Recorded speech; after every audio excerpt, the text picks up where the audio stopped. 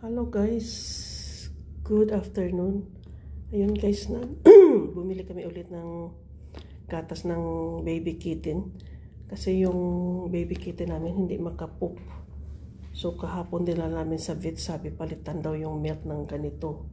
Kasi nga iyan ang milk niya oh. So ngayon bumili kami niyan. Ayun, maganda kasi nga may ano na oh. Kasama na sa packaging nila, may ano na, may baby bottle, nipple. Kung alam ko lang na mayroon pala niyan, hindi na kami bumili ng mga syringe. Ay, it's not clear.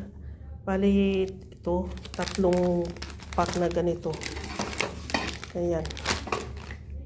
3, tsaka ayan o, may nipple din. Give me our syringe. Akala ko naman walang mga ganyan. Kasi ang syringe namin sira na.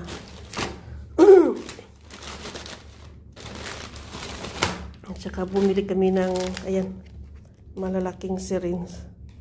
Hindi na rin namin magamit kasi mayroon din pala nipple. Ayan din, oh. Tsaka ito, ayan ang nagpa-upset stomach sa baby kitten. So, pinapalitan ng ganyan.